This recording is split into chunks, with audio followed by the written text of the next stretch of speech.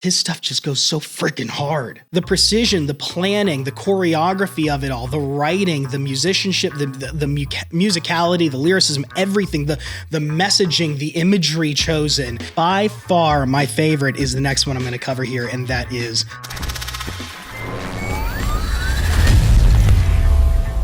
So there's one request that I saw more than anything else in the comments of the NF Fear video. It would probably be... You definitely got to do the NF journey to fully understand the depth of this artist. Okay, the second most requested thing... You need to react to 21 Pilots. Okay, sure. Third most requested thing in the comments was, will you do Ren? If you like NF, then you'll probably like Ren as well. Well, here's the problem, guys. I don't know if you notice what's sitting over there on my workbench. This is my copy of the Sick Boy album on vinyl, and that's not a flex by any stretch of the imagination. It was publicly available. It's not like it's some big exclusive thing, but I am a huge renegade already. Put that back right there. So obviously I already know a lot of his songs. I've seen a lot of his music videos, but there is a silver lining here. Well, I don't know if you'd call it that, but I've been really busy lately trying to move my myself, my wife, and our 3 kids into our new house. This is part of it. Here in my office / garage. And I have been negligent in my renegade duties. I have actually missed every release. I think I saw like 10 seconds and then I got called away to do something for the move of the first video that Ren did with the Skinner brothers. I think the last thing I saw was Slaughterhouse.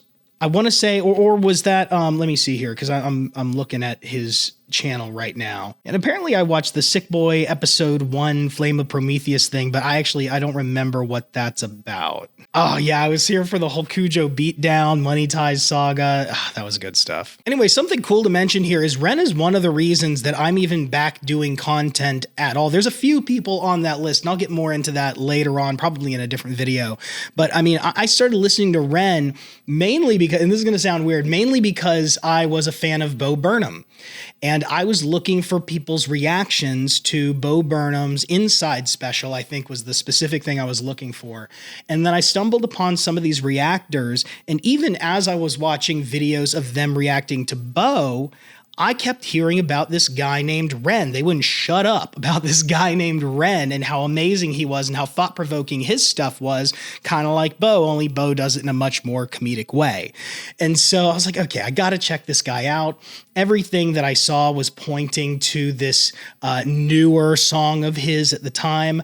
I believe I got introduced to the Ren community right about the time Money Game Part 3, that video, was about to come out. I remember a lot of hype around that, but that wasn't the first one that I was introduced to. Hi Ren was the first song that I was introduced to, just like a lot of people. And I wanted to know what everybody thought about this guy. I started looking up every single reactor's take on Hi Ren that I could find, whether it was Knox Hill, Black Pegasus, Riker Road, Crypt, Beers and Bars, Brit Reacts. There were several more that I can't come up with off the top of my head right now, but I was listening to a lot of different people's thoughts on Ren and his music in the early days. I was listening to the Sick Boy album on repeat at this point in the car, in the morning in my earbuds. I was listening to that album all the time. I was even engaging with the Smule community for the Ren community over on the Smule app, that is, the Smule Sing app for a while. If you don't know what that is, it's basically an app where it's like karaoke, where you can go on there, you choose a song, and then you sing part of it, and it leaves the other part or parts of the song open for other people to join and add in to sing with you. It's pretty cool. It's a lot of fun. And so I hung out with the Ren community over there for a while. I'm not going to make the argument that we did Ren justice, but we had fun doing it. And that's the main thing that matters, right? So yeah, Ren's music at that time in my life was really speaking to me. And it's not like I agreed with everything the guy had to say. It's not like I agreed with every point he was making about people, about society, about the world, but there was an underlying message to his work that resonated with me, whether it was his focus on mental health or a big one for me was self-doubt. This music kind of came into my life at a time where I was pretty listless. not too long before that, I had shut down a business and decided I was going to move on to other things. Well, I wasn't quite sure what those other things were just yet. I had an idea, but then things didn't quite pan out exactly how I envisioned them. So then I had to adapt and pivot. And there was just a period there where I felt really listless. There was a lot of self-doubt. I didn't know where I was going. And this music really helped me just kind of contextualize some of that, and just struggling with your demons in general. He was able to capture that in so many different ways, not just in HUGE Ren, but in other songs as well. He captured that eternal struggle going back and forth between the darkness and the light.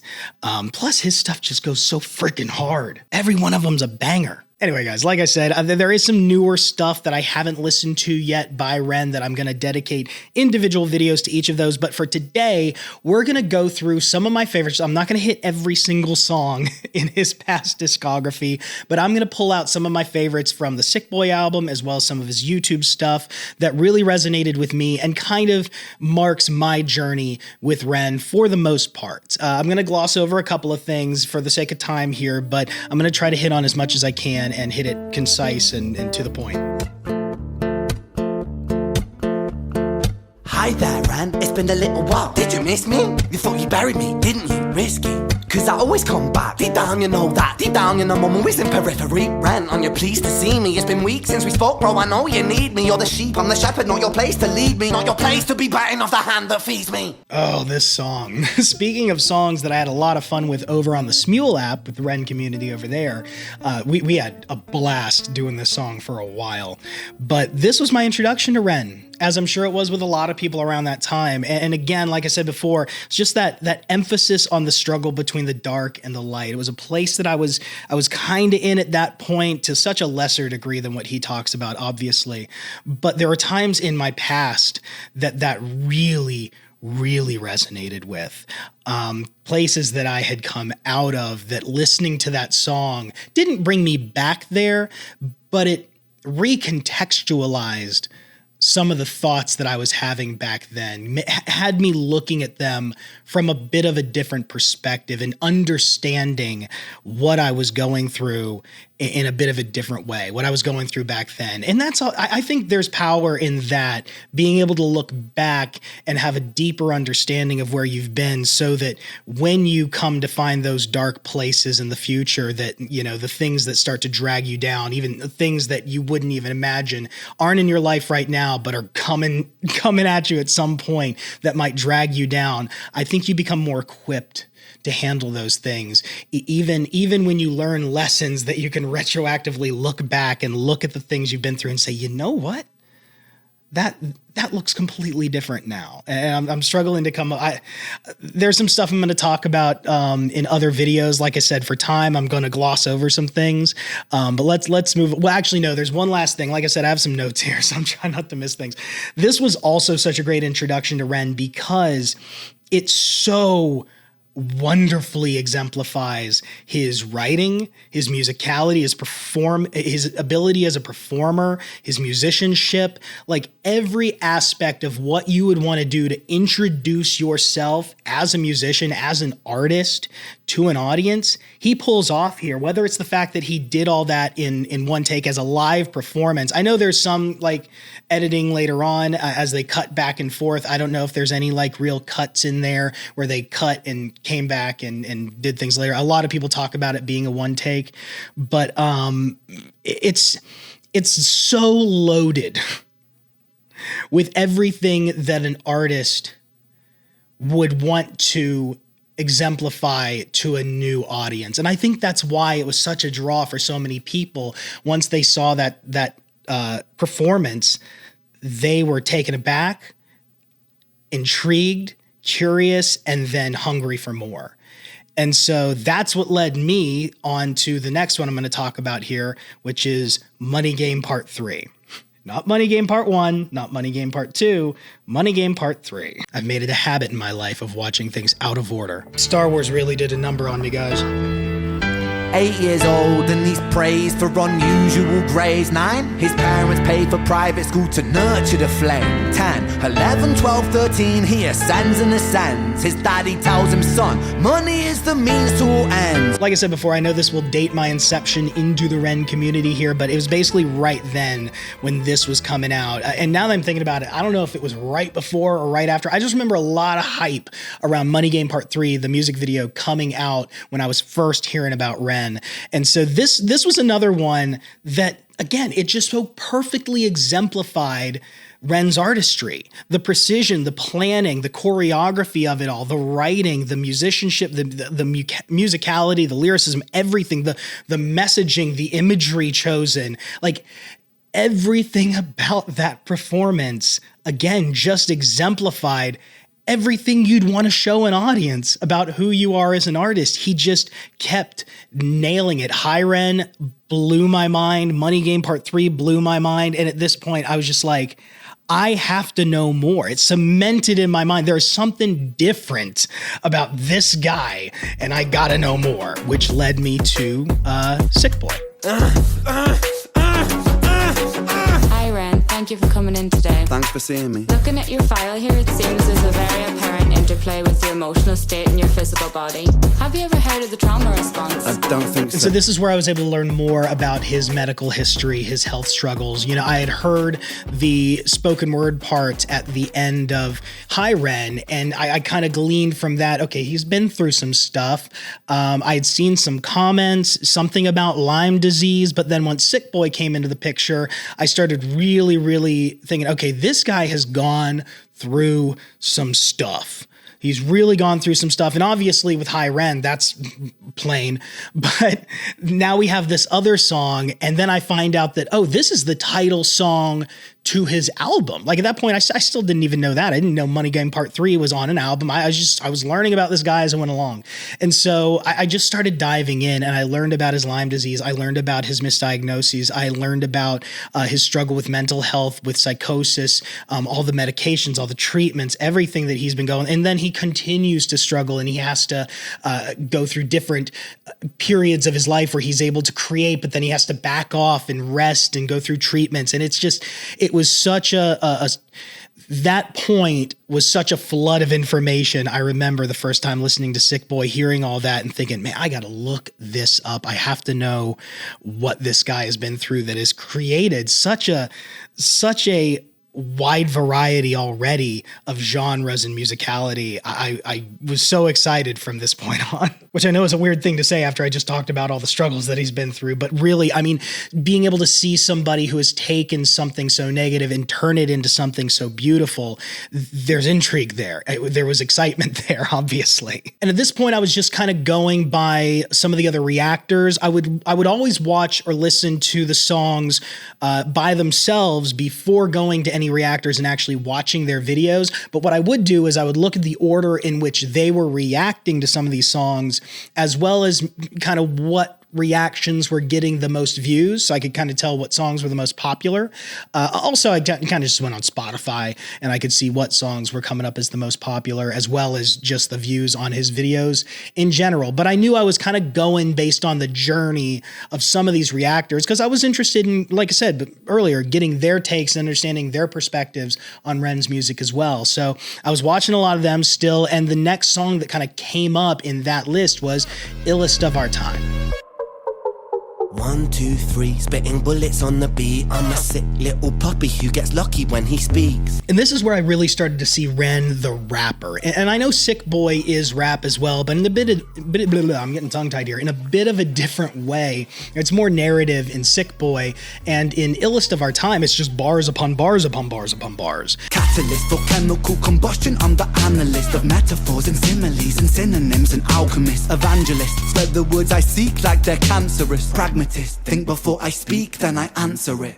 And it's all the switch ups that it does. It goes so freaking hard on the bars and on the different, what am I trying to say? Well, different rhyme schemes entirely, obviously, but it almost feels like 3 different songs all in one, which that's some foreshadowing right there. Little did you know. He already did that. But yeah, Illest of Our Time, that was one of my favorites for a while. I kept that on repeat, but really, by far, my favorite is the next one I'm going to cover here, and that is The Hunger. Conquer, music scene, golden ticket, Wonka, conjure, lyrics in my belly, I got thunder. Younger, everybody wishes they were younger. The older I'm getting, the more I feel the hunger. This is another one I had a lot of fun with on Smule, especially later on in this song. Slum the flow and then grow the flow, swallow the flow like a Toblerone. This song became my favorite of his because just like the other songs, but to a different level, this hit me at the right time in life. I have 3 kids, with the oldest being 4 right now,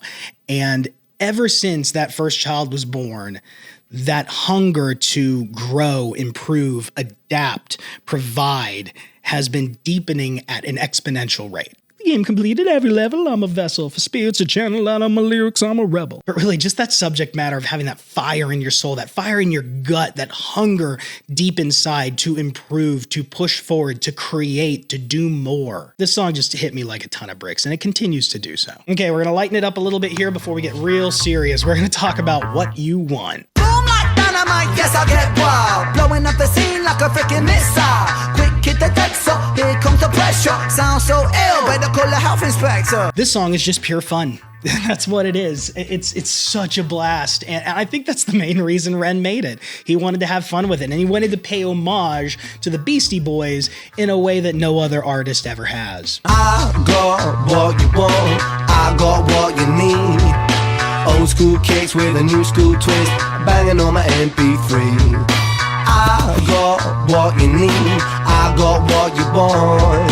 A vintage classic, bounce like elastic, old school song. Now I'm questioning that statement. Maybe other people have paid homage to the Beastie Boys like this, but like, dang, this was awesome. This was like, I'm not even a huge Beastie Boys fan, but as soon as I saw the very first bit of this video as the music kicks in, I was like, well, there you go. It was so on the nose, but executed perfectly. I love it so much, even though it's not one of his big thought-provoking songs, but it's having fun in such a Ren way. I feel like every artist likes to put out something fun and frivolous every once in a while, but like to be able to do that, to kind of hit that note while still doing something so excellent and paying homage with it as well, I mean, that's gotta be some kind of mark of a higher tier artist, at least in my opinion. Okay, so moving on here, we're gonna switch gears a little bit and we're gonna talk about suicide. Falling through the cracks of the night sky. A light goes out on the other side. Suicide, suicide, suicide. This one was unfortunately an extremely personal one for me. I'm not going to get too much into that. Maybe there'll be a video in the future where we'll talk more on that subject, but his willingness to look a subject like this in the face and call it out for what it is, to describe it the way that he did, the words he used to describe how it feels when you're in that place, when you start wrapping your mind around the idea of taking your own life. His description of where your mind goes, what your body feels like, even that numbness. Speaking of, one of the lines that really stuck out to me in this song was, "My skin felt counterfeit, silicone rubber." And even now, that line takes me back. And again, I'm different story for a different time, but I will listen to this song every once in a while as kind of a reminder. And I'll leave it at that for right now. This was an impactful one for me, and this might be one that I need to go back and do a full video on at some point. I'm gonna move on for now. Let's lighten the mood and talk about Seven Sins.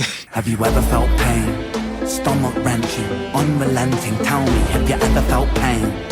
Condescending, muscles clenching. Tell me, have you ever felt pain?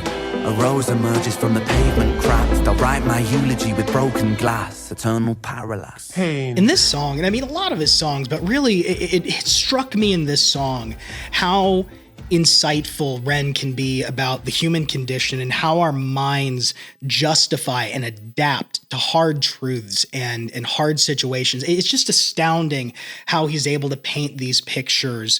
Some of my favorite lines from this song talk about, like when he talks about pain being condescending, muscle clenching, specifically that word condescending, because that's almost giving like a personality to the pain.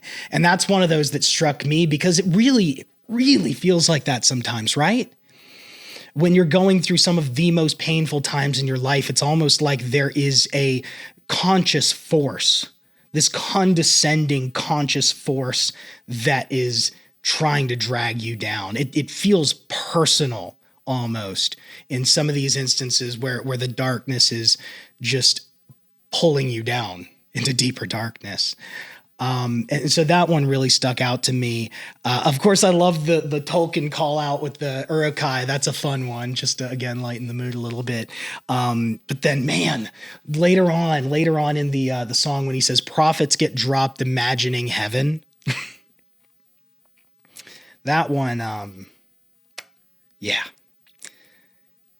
that's exactly, we have a track record, even in more recent times, it seems. And finally, last but not least, at least for this video, and like I said, if there's other songs you guys want me to cover, to give more coverage on, or to talk about at all, let me know down in the comments. Some of them I might even just comment down below some of my thoughts on them, but if there's enough push, I'll definitely be looking back at some of these songs again, and then any others that you would really like to hear my thoughts on.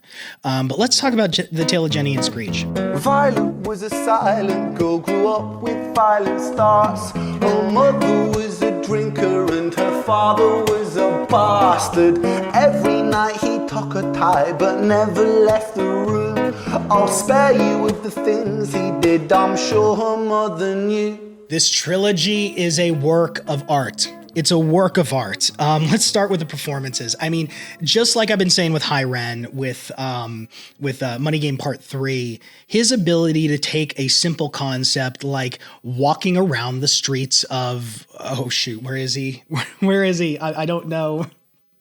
I just realized I don't know where he is in that video. You ever start a sentence and you feel like you're going to finish it properly, accurately, with grace, and then that just doesn't happen. But yeah, his ability to take something so simple as just walking around a street playing his guitar and make it so excellent, whether it's his vocal abilities, his spoken word, his writing, or just the fact that he's a freaking madman on that guitar. Literally every time I listen to or watch Violet's Tale, at the beginning, when he is just going nuts, going ham on that guitar, sitting in the hospital bed.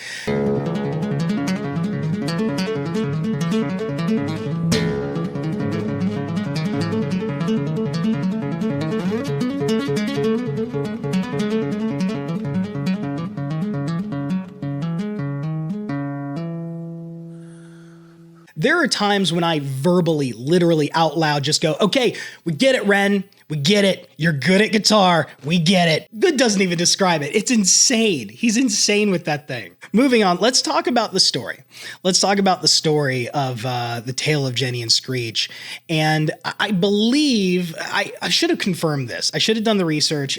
Honestly, I should look it up right now, but I'm feeling lazy and it's not the biggest deal. But I believe he pulled this from a newspaper, not the story in its entirety, but he got the idea for this story and then expounded upon it from something he read in the newspaper. But the story that he weaves here in this trilogy, The Tale of Jenny and Screech, it's an engaging telling of the cycle of generational abuse that maybe not to this degree that he talks about in this story, but to some degree, almost every single family has been touched by it. Like you've at least had a family member, had a close friend, known somebody who is either a victim of or a perpetrator of some kind of abusive situation between partners or children and their parents, almost everyone knows somebody. And that's the thing, that this touched, I think, so many people because they could look at that, and though they may not have seen a situation that extreme, there's those little red flags, there's those little parts of that cycle of abuse that has creeped in to so many families, so many dark corners of so many families. And having media, having music and art that so boldly exposes the ugliness of it, I think it's a good thing. There are some parts of this trilogy that are hard to listen to. He's been drinking and smoking, he's up late, and he stands by her bedside, she shakes, but her eyes stay shut. You fucking slut, I know you're up. And he pinches her eyelids and folds them up. It's not the kind of song, it's not the kind of, performance that you just want to throw on and jam out to a lot of times. It's heavy stuff. But I think this kind of art, this kind of music is so necessary in that it takes the ugliest parts of humanity and just puts it in front of a mirror and says, look at it. Look at it and deal with it and realize that it exists. It exists in your family. It exists in your friend's family. It exists in the families of the people around you, your neighbors. It exists. And only when we know it's there, only when we know that cycle exists, can we even begin to confront it. Like I said, there is a spectrum to this. We're seeing Ren display the worst of it in front of us, but there is a spectrum to this kind of abuse. And really, it's been in my prayers ever since I first heard this song that, again, people who have been through this stuff or are going through it, but also people who haven't been through any of this, people who might be entirely oblivious to the existence. Like, I feel like everybody knows that this kind of stuff happens, but you go about your daily life. Again, you get into your normal and it's easy to ignore, and you might be ignoring it in your own family. And so I hope that this song reaches as many people as possible. This trilogy, this beautiful work of art reaches as many people as possible so that it can help contextualize some of that. I really think it's a powerful song for that kind of thing. Yeah, I went on and on about that one. I might be cutting that down for time. We'll have to see. Now, these were not all the Ren songs that I know. I think I mentioned that before. But even as I went through the discography, as I was making this video, even filming it, I started to see a couple on his list of songs here, or his YouTube channel even, that I didn't know existed. I mean, one of them is the 360 live performance of Jenny and Screech. I have a lot of VR equipment from back whenever I used to own a virtual reality arcade. Maybe we'll cover that in a future video. But I could totally jump in a VR headset and chill out and watch Ren perform Jenny and Screech live, and I would love to do a reaction for that. So we might have that coming up, and I'm sure I can find a few more in his discography that I should have been paying attention to that I didn't pay attention to, and those will get their own videos, just like the newer stuff.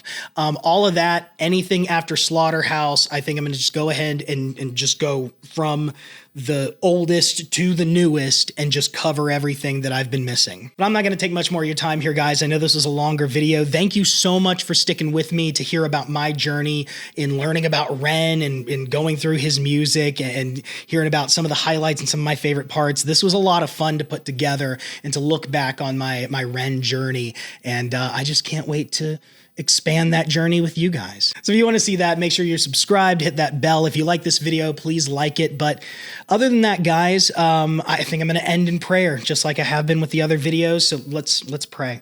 Lord, thank you for another chance to just experience some art and talk about its effects and talk about the human condition, talk about your creation and what we go through and how we can contextualize all the things we deal with in a fallen world. We know you're here for us, Lord. We know you provide every breath in our lungs, and we're thankful for that, Lord. But there are hardships in this world, and it's an amazing gift that you have placed such artists on this earth that can so beautifully contextualize the things that we as humans go through on a daily basis. Thank you again, Lord, for everything you do for us. It's in your son's precious name I pray. Amen. Thanks for watching, guys. See you next time.